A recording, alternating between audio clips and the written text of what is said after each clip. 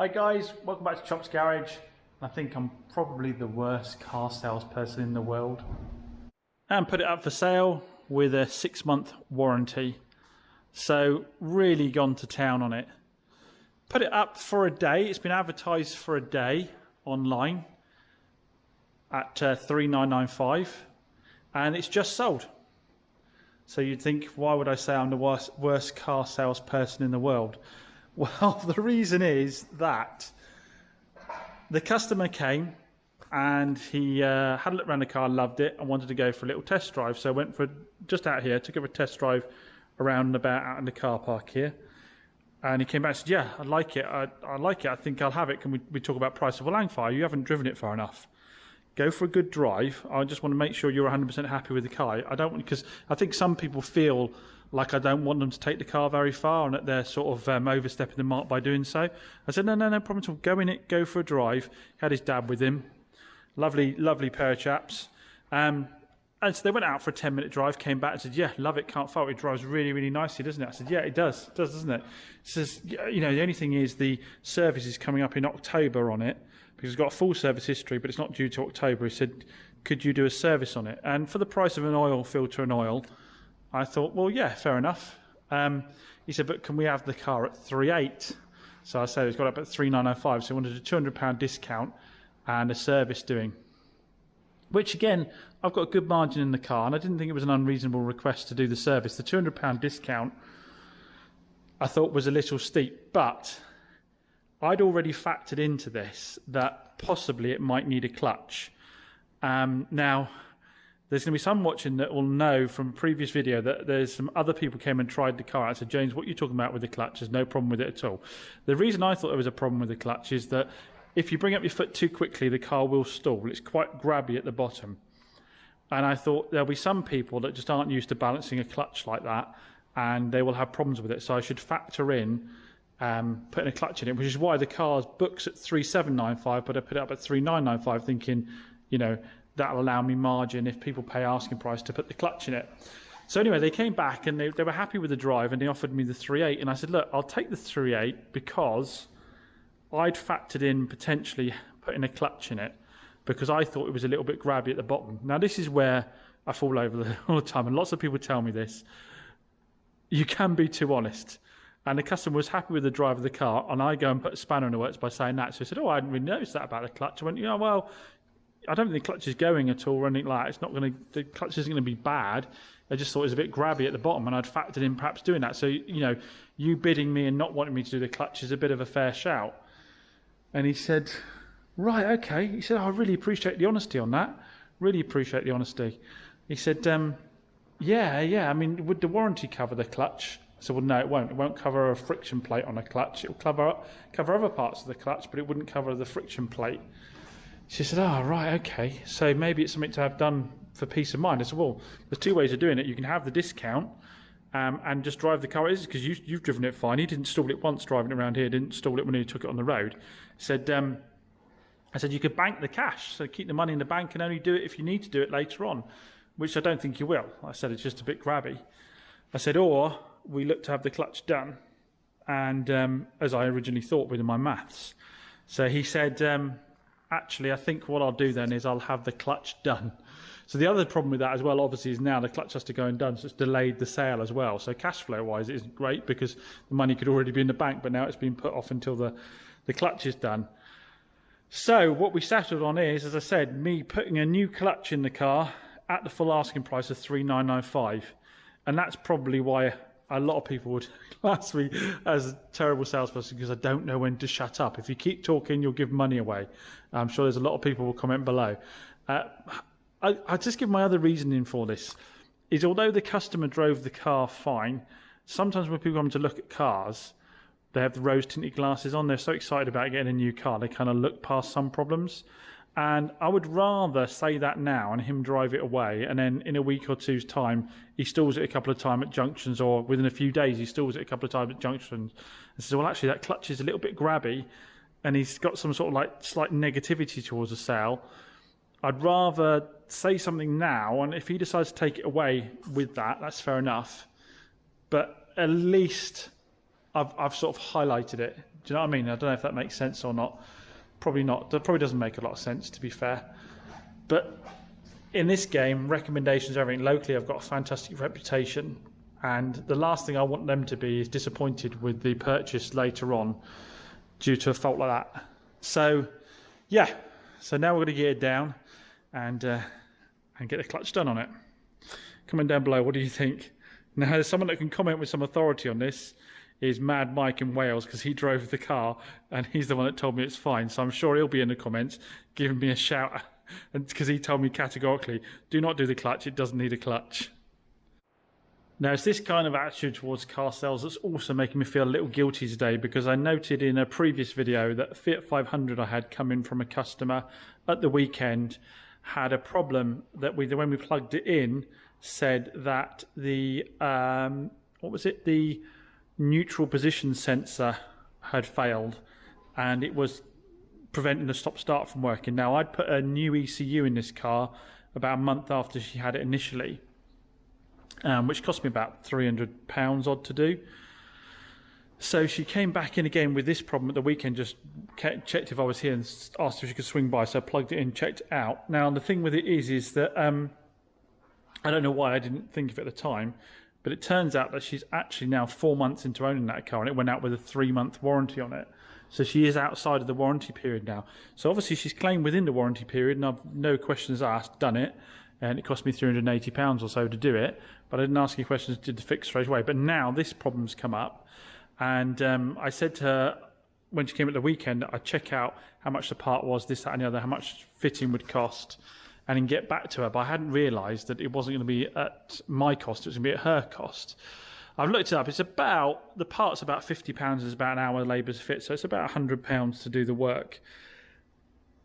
Now, I could say I'll swallow it and I'll do it, but there has to be a cut-off period, doesn't there? I mean, it's an older car. I think this is a 2011 Fiat 500 with about, 80,000 miles on it or so. There has to be a cut-off, doesn't there, where the new owner becomes responsible for the maintenance of the vehicle. And it is an older car, isn't it? But I just want to say yes all the time, please everyone, don't I? But I'm running a business at the end of the day, so 4 months out, and now again, a lot of people are going to jump in and go, well, Angfar, you've got a 6 months consumer rights issue here, where anything within 6 months can be claimed. Well, it can do, but we know in this instance, it's only relevant to faults that existed when the car went out the door. So the Consumer Rights Act said that the fault has to exist when the car went out the door. It can't have happened during fair wear and tear, normal use. Now, we know that that wasn't a problem with that vehicle because she's had it for 3 months without that coming up at all. And it's not something that's going to have been a fault when the vehicle went out the door and then suddenly presented itself later on. It's clear that that sensor was absolutely fine the entire for 4 months she's been driving the vehicle. It's been absolutely fine. It's now failed during general use of the vehicle. You can't obviously warranty every part on a used car forever or for 6 months. There's certain elements of the vehicle that just fail under general use of the vehicle. As I said, you take on responsibility for the maintenance of the vehicle when you buy it. The dealer's only responsible for things he missed when the car went out the door, basically. That's what it comes down to. So in this instance, I'm quite confident to say that fault did not exist when the vehicle went out the door. I gave her the 3-month warranty. Let's say she made a claim within that warranty. It was paid without question, but there has to be a cut-off point. But it is a difficult thing to say no. I actually haven't had a response from her yet to find out what her thoughts on that are. So, yeah, comment down below on that one as well. Always interested in your feedback. A quick little update on the last video. I've been driving the Discovery all weekend. Absolutely love it. Really surprised how much I like that car. It just wafts along this big wave of torque, soaks up all the bumps, just no drama to it at all. I really enjoy driving it. I can totally see the appeal of those vehicles. So we're going to get it down, get the Moors guys onto cleaning the underside of it, sealing all the underside of the body, getting rid of those advisories for the surface rust. And they've had a quick look at it this morning when they popped up to deliver another car to me. Had a little scooch underneath and actually said it's really clean. And they said, bodywork wise, they said down here you just do not see Discoveries that don't have dinged up and scraped bodywork. They said for the bodywork to be that clean is amazing. Now this has also arrived in the post this morning. It didn't have any name attached to who did it for me. So massive thanks to whoever it was. The little Chops Garage sign, loving it with the hot rod there. yeah, so if that is you, and if this is what you do for a business as well, please do let me know. I suspect not, because there's no compliment slip in there. So, but yeah, massive thanks to whoever sent that across to me. Now I know, guys, I've also been a bit remiss in updating you on stock things have been happening and I haven't quite updated you. So the 2019 Toyota Aygo that had the dents in it, only 4,000 miles, went to a trader because I don't have time to be working on that right now. So I don't think I covered that. So that had gone out the door. The Polo obviously was sold through eBay, the one with the bad engine, to a local dealer who knew all about it, was all happy to repair it. The Daihatsu Terios deal with the lady from eBay, fingers crossed, not heard anything as of yet. So it's been a couple of weeks since she's had that. What else has shifted and gone out the door? Obviously we had the Hyundai i10 automatic, went to another trader straight away. We didn't do that one. We didn't keep that one for retail. Alpha, still done nothing with the Alpha. Got to clean it, put it up for sale. Obviously the Micro's got to be jumped onto. Suzuki Swift was up for sale, but I've been turning people away that have got interest in it because we're going to track it. The Audi TT is down at Moors, getting 2 rear tyres fitted to it. That's been running fine since I did that fix on it, so that's having 2 rear tyres fitted to it, and they're going to do 4-wheel alignment and make sure that's all good to go. The red i10, now this has had a couple of people sort of interested, but everyone that's come has said they don't want a red car, so I don't quite know why they came in the first place. Normally, you know, Hyundai i10, if this was, you know, silver or the baby blue colour, whatever, it'd shift in no time. My price is bang on for it. It's one of those ones I'm being a bit belligerent on this one. I'm just going to sit on it on the price. Sooner or later, someone will come to me, needs a cheap run around, and they won't be put off by the price. The Skoda, yes, still just need to refurb the alloys, but now I'm starting to clear the decks a bit. I will be able to get on with that. The Jaguar XJ6, the blue one, is down at Moors having that knock sensor done. But the chap was working on it, went away for a week, and then wanted to put the same guy back on it again. So that is down there being done. The VW up, also next door, is just waiting for me to get to it to bolt it all together so we can get that ready for retail. And the DS3 has just been sat really. I need to give it a clean, take it for another run, just double check the engine noise doesn't come back again, then get it up for sale. I should have done it when the sun was really shining, shouldn't I? So just a quick thing to address also. Recently there were a few comments about this sponsorship stuff in some of the videos. Now, lots of positive comments. Thank you ever so much. Most people saying that, to be fair, the guy's got to earn a living. If we're going to have this content, it's got to be paid for somehow. So it needs to have the sponsors in it as well. You will note that there was 3 with sponsors in, and then was 3 with sponsors not in. So, you know, it's not even normally that ratio. It's normally maybe over 20% of videos have sponsors in. But I'll just give you a point in case as to why it needs to be done.